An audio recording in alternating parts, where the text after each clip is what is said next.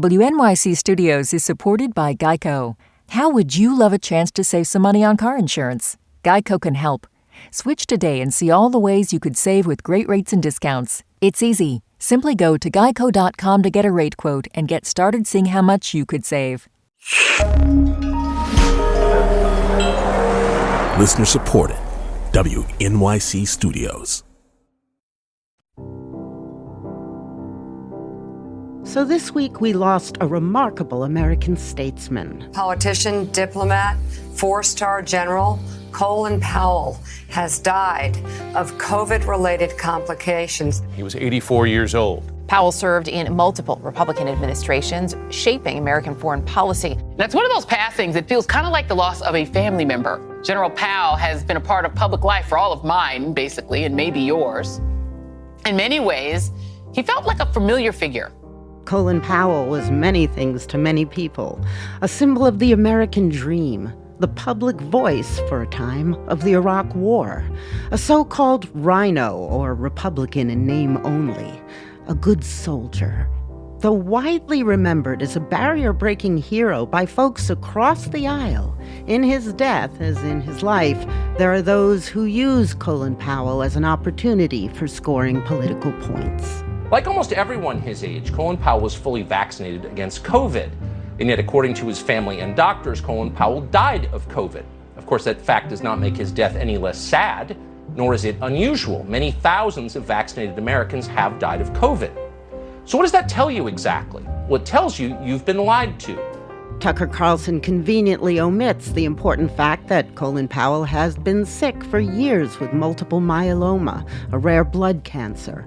Looking back at the life of Colin Powell, it's worth recalling that he was looked upon with favor among 85% of Americans, according to a 2001 Gallup poll. Colin Powell rose up in the 90s to prominence at a time when we really needed some black heroes. Chicago Tribune columnist Clarence Page. The man seems almost too good to be true, but we want him to be true.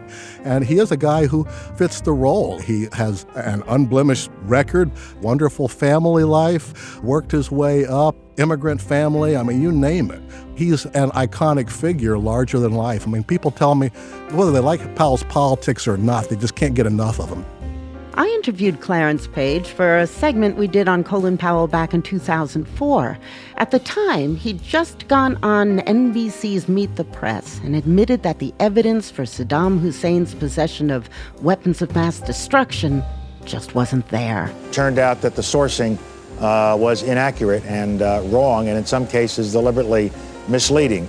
A little over a year earlier, Powell had been tasked by the Bush administration with presenting the evidence against Saddam Hussein to the UN Security Council. What you will see is an accumulation of facts and disturbing patterns of behavior. The facts in Iraq's behavior demonstrate that Saddam Hussein and his regime have made no effort to disarm as required by the international community. Indeed, the facts and Iraq's behavior show that Saddam Hussein and his regime are concealing their efforts to produce more weapons of mass destruction.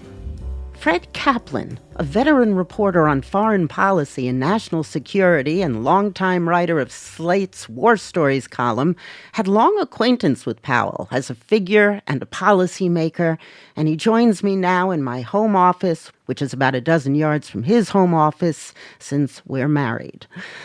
So why don't you start by telling me how you felt when you read that Colin Powell had died? Well, I mean, I guess like a lot of people, surprised. I didn't know that he had myeloma cancer. I guess that's really what caused his death, that plus COVID. Take your time. This show, you may not know, is heavily edited. So. I do know. Where do you want me to go with this? I want to know how you personally felt. Well, I mean, I knew him a bit. I wouldn't say we were friends. I interviewed him several times. So he was a complicated figure in public life. You had a correspondence. We had a correspondence. You know, there are a few four-star generals that I've known who, when I write something critical of them, they've written or called me to complain about it. But they say, well, Powell said in his letter something like, you must have been on a tight deadline because this isn't as convincing as some of your criticisms of me, which it's a very seductive thing. It's saying, oh, he's criticizing me, but oh, he's read other things that I've written too. So it's a backhanded compliment. It's a fairly transparent way of getting you to come over to his side. And somebody did that to me when I was much younger and more naive about this sort of thing. So I was kind of amused that Powell, who was very politically adroit, would be pulling this maneuver. I think it's clear that there's no end to the vanity of journalists, so I'm sure he guessed right more often than not. You admired him. I admired him to some degree, but then, of course, there was his fatal act. Let's talk about the way he grew up. You know, he was the son of Jamaican immigrants, was born in Harlem, worked his way up. In his high school, he worked for a baby furniture store owned by some Jewish guys in the Bronx and learned Yiddish fairly fluently, I think, actually. In fact, it's kind of funny. When he met Yitzhak Rabin, he goes up and starts speaking Yiddish to him and is surprised that Rabin doesn't speak Yiddish. But for a leading Israeli Jew, I mean, they want to leave the ghetto behind, and Yiddish is certainly part of the ghetto, so he wouldn't have known Yiddish. But he rises through the ranks. He goes into the army, rises through the ranks. You know, he was a grunt in Vietnam. You know, he was just an enlisted man, a soldier in the rice paddies. He becomes a corps commander in Europe. He becomes Reagan's national security advisor, then the chairman of the Joint Chiefs of Staff. And all through this, I mean, I knew him a little bit from the time he was national security advisor, retaining a fairly, quote unquote, normal disposition. You know, you could talk to him, or he would talk to you the way a real person would talk to you, not some stuffy general. When he was national security advisor, I was a reporter for the Boston Globe. I was a defense reporter for the Boston Globe. And he went and gave a talk to a bunch of grade school kids in a very black part of Washington, D.C.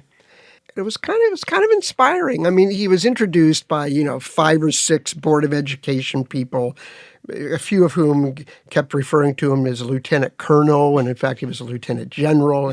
Anyway, so then he gets up and he says to the kids, okay, some people say I was a lieutenant colonel. I'm a lieutenant general. Generals give orders. Now come on down here closer to the stage so I can talk to you. And then he starts, now I work in the White House. You've probably seen that. When you go by the White House, the part that's in the west part of the building, I'm in that part of the building. How did I get there? I grew up in a neighborhood very similar to yours.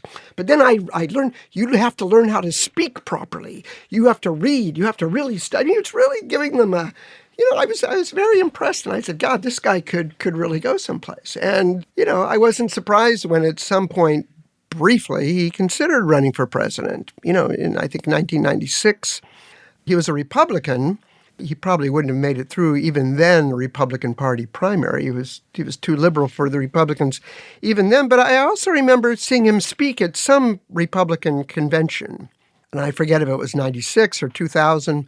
But I remember thinking, well, if I really thought this guy represented what Republicans stand for, I could see voting for a Republican now and then. Why didn't he run for president? Well, I mean, the story I heard, and this has been acknowledged as part of the reason, is that his wife was terrified that some racist would assassinate him. And just said, you are not going to run for president. He was very insistent about it. She might have been right.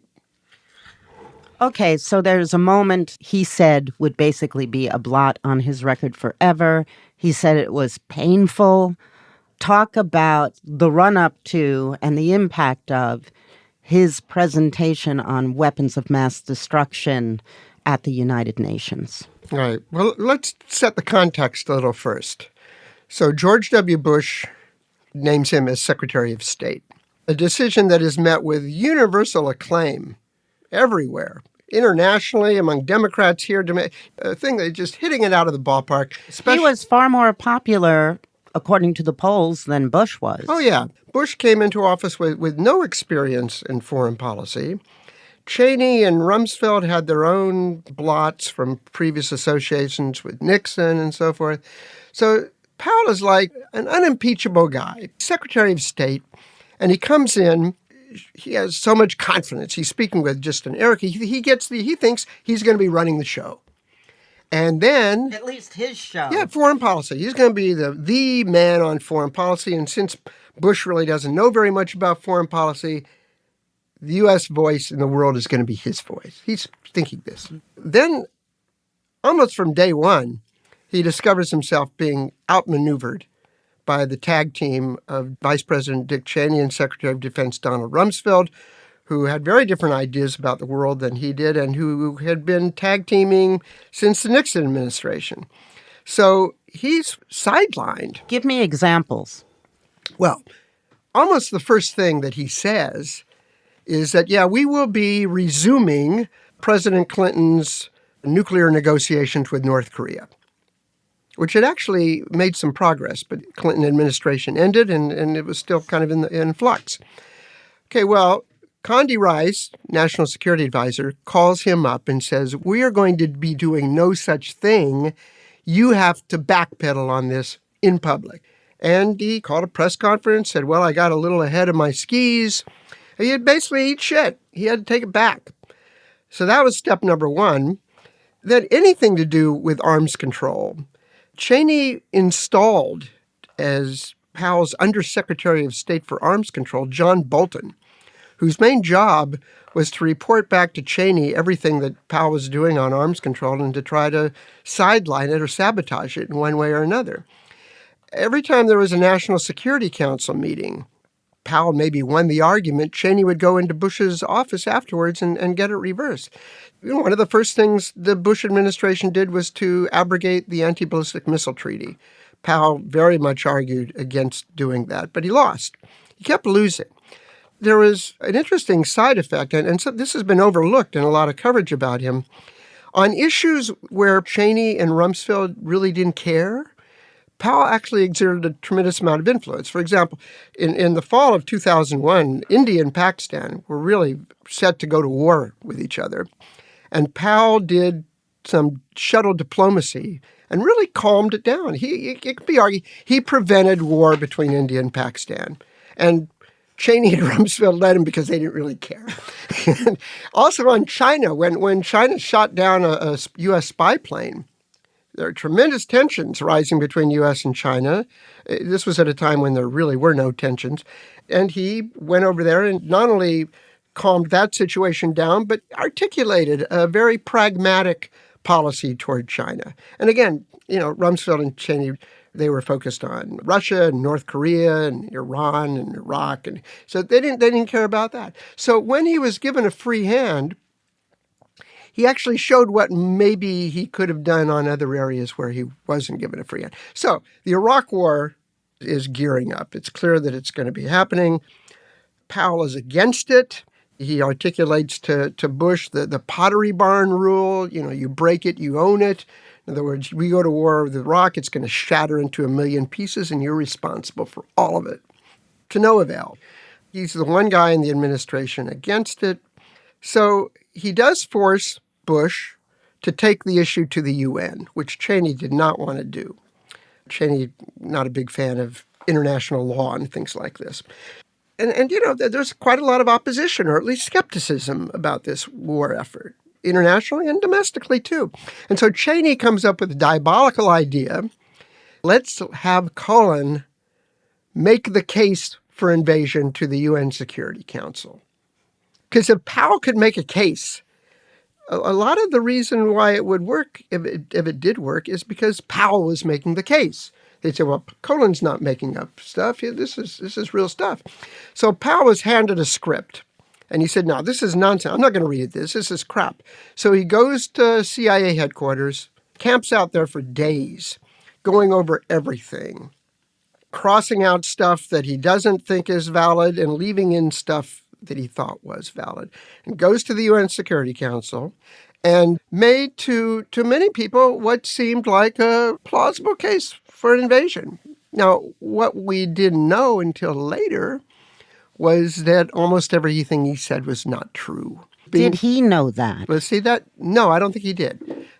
He was bamboozled. The book by Robert Draper, To Start a War, which was a very good book on the origins of our involvement in Iraq, notes that there were people in the CIA who could have told Powell that all the claims that were in the document that he was reading from were either false or at least dubious, or at least that there was another opinion about it. This was not a unanimous or even consensus opinion.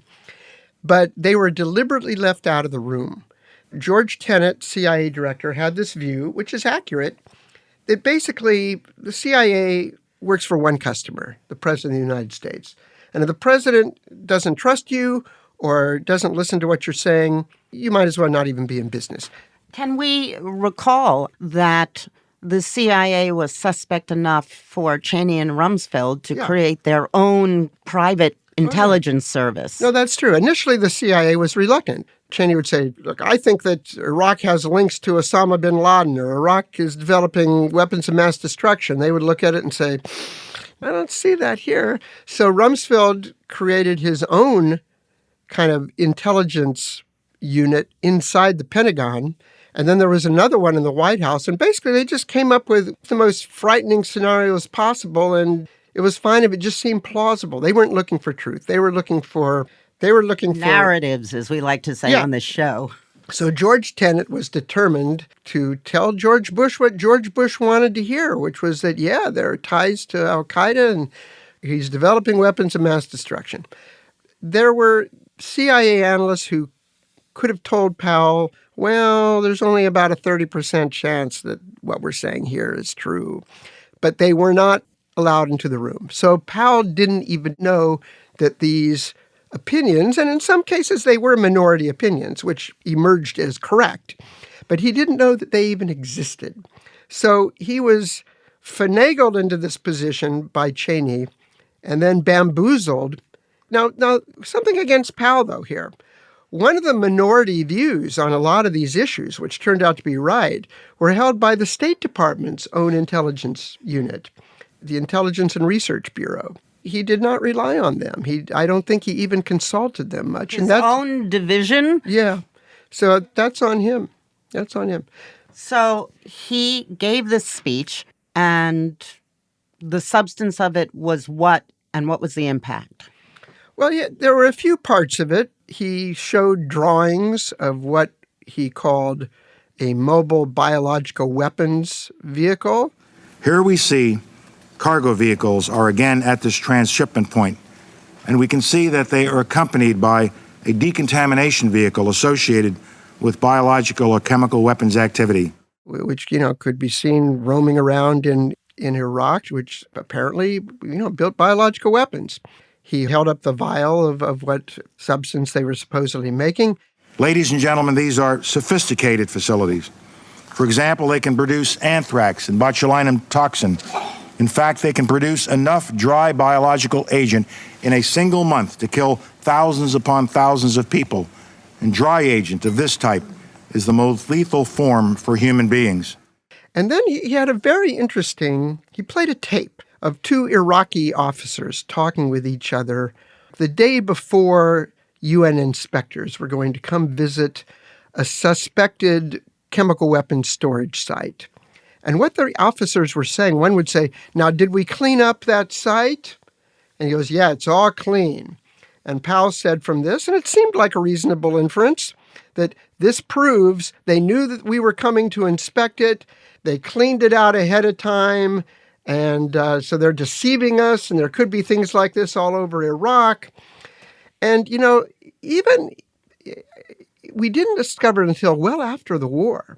After the war, the CIA interviewed a lot of Iraqi officers. And they found one of the guys who was on that phone conversation. And what turned out to be the case was that this was a chemical weapons site that had been decontaminated after the 1991 Gulf War by the disarmament arrangements that ended that war. So what this was, they wanted to make sure before the inspectors came that back when they decontaminated this place in 1991, that they didn't leave anything behind, that it really was clean. So they didn't want to be falsely accused that they were violating any agreement now. So they weren't clearing the place out days ahead of time. They were confirming that it had been cleared out more than a decade ago. Completely different interpretation of what happened. He changed a lot of minds. He changed your mind. Well, yeah, a lot of people who had been skeptical, it served its purpose. They said, well, this is making a pretty good case. I have to admit, for about 2 weeks, I was among those people. I had written columns in Slate, kind of skeptical of the case for war. And then after that presentation, I wrote about 2 columns, which really I was kind of gung-ho on invading. And I cited Powell as the main reason for this happening. Let me just interrupt and say about 2 weeks later, still a couple weeks before the invasion, I changed my mind. I was learning things that a lot of what was in the speech was not true or didn't make sense. And even if it did, it wasn't really a rationale to go to war. So I changed my mind back. You also thought the government wasn't. There were some statements made by Bush. He was told by somebody, well, after the war, we're going to have to do something to make peace between the Shiites and the Sunnis. And he was like, what? And so I said, I wrote a column saying, oh, Christ, if there's a war, there's going to be a civil war afterwards. There's going to be insurgency. We don't have any means to settle this. We're getting into a huge imbroglio. We're not going to be able to fix what we broke. The Pottery Barn. We're going to make it worse. We're going to go in there with a hammer. So yeah, Powell did have an impact on some people, including some in the UN, which was what it was aimed at. And, it was way later that he learned that he had been bamboozled. But here's where we get into the tragic part of Colin Powell. Because, he was bamboozled. And first, he'd been around. He should have taken these things with a little more grains of salt. But ultimately, he was a good soldier. He was looking for ways to be a team player. And this was the way.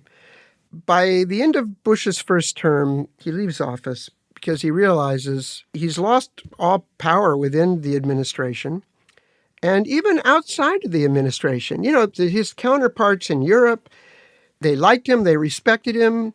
But, he would come over and he would say things and they would realize, well, that's Colin and I like Colin and I agree with him, but I don't get any feeling that he's representing the president of the United States, and that's what I'm interested in. And so, Bush would start sending over Condi Rice or even Jim Baker, his father's Secretary of State, because then people would say, okay, well, this is, in effect, the president of the United States talking.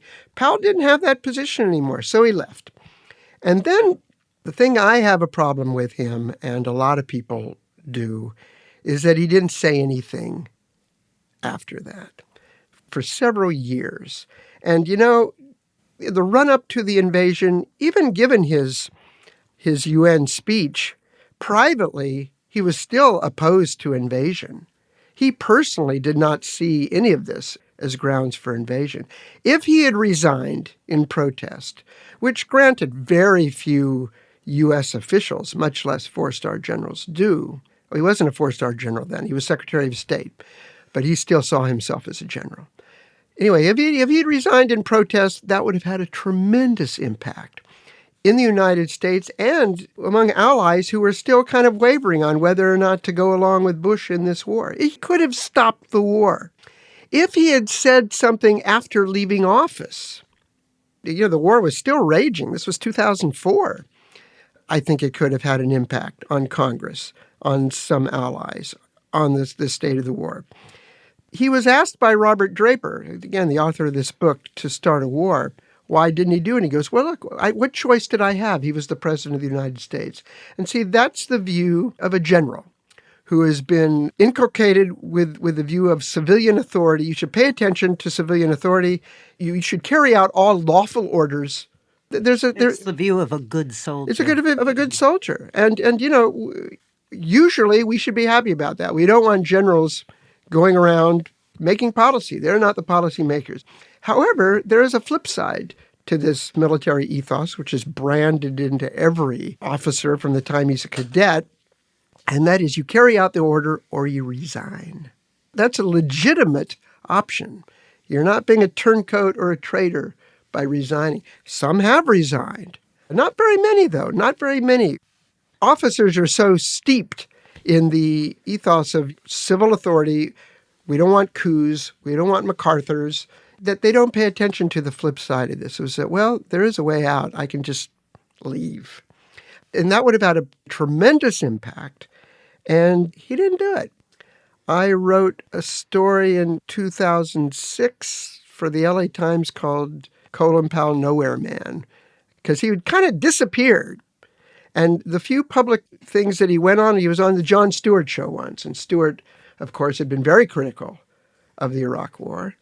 He didn't push Powell on this heavily, but he asked questions that gave Powell an opening to go down that road. Because, I mean, by this time, Bob Woodward's book, Plan of Attack, had come out, in which Powell, who clearly was a major source, was thinking or saying that the war was really a bad idea, that Cheney had the fever for war. So he was saying these things privately. He was saying the things on background. But he just didn't go there at all. He would say, well, you know, there are disagreements in every administration. The president makes the decision. He's a great guy. He and Laura were over at the house just last week for dinner. So, again, I would be less critical if he had just said nothing to anybody. But it was known that he was saying these things privately or on background. And when it came to the point where he could have actually had an impact on life, I mean, you know, hundreds of thousands of lives, he didn't take that step. And I understand why he didn't take that step. He was not that kind of guy. And most military officers, for better or for worse, and by the way, usually for better, are not that kind of guy. But this was a moment when he could have played a truly historic role, and he backed away from it. At the end of your column, you said he had a marvelous life. But I think I said he had a wonderful life. He had a wonderful life. Jimmy Stewart, yeah. But it fell short of a decisive one. Yeah, I think that's right. I mean, look, he accomplished a great deal. I've talked with people who've worked for him, and they always said it was fun to work for him. He paid attention to the people working for him. He would listen to subordinates. He would make them feel like they were part of his team. In retirement, he collected cars and worked on their engine.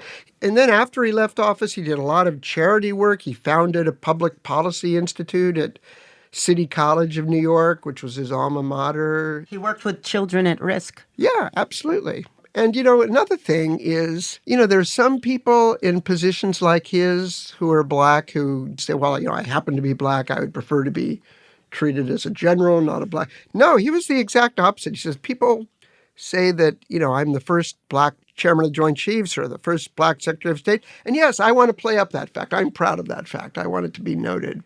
You know, at one point when Jesse Jackson was running for president, Powell was in an administration.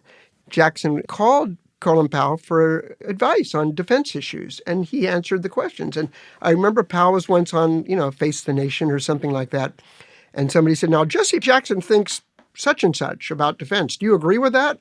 And Powell said, you're trying to get me to criticize him, and I'm not going to do that. He endorsed Obama in the 2008 election over John McCain, who was an old friend of his. I mean, it really pissed off McCain. There were some reasons not having to do with Obama that Powell didn't endorse McCain. But then he endorsed Obama again, and in fact has endorsed nothing but Democratic presidential candidates since, though he never quite became a Democrat. Though he, especially when Trump came to identify the Republican Party, he moved away from it pretty drastically. And I see now that Trump put out a statement, really disgusting, you know, calling, oh, well, he caused the Iraq War and he's just a RINO and but rest in peace, I guess, you know, something like that.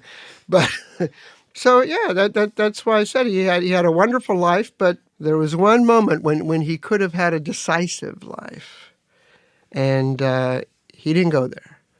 What, in your definition, determines a decisive life? Well, if you're someone in his position, I mean, Secretary of State is number 3 in presidential succession.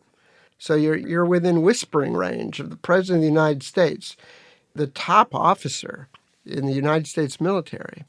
And then top officer in foreign policy. Well, top diplomat, top officer. So, decisive means you're in a position to cause a pivot in the annals of war and peace. And he was there. He was in that position to do that. There was a moment, really not very many people in that position have that opportunity. And he did, and he didn't swing at it. Thank you very much, Fred. Sure, thank you. Fred Kaplan is the author of The Bomb, Dark Territory, The Insurgents, 1959, Daydream Believer, The Wizards of Armageddon, writer of Slate's War Stories column since 2002, and husband to me since 1983. Join us for the big show this week. It's posted usually on Friday around dinner time. And if you haven't done it yet, you should sign up for our very cool weekly newsletter. I'm Brooke Gladstone.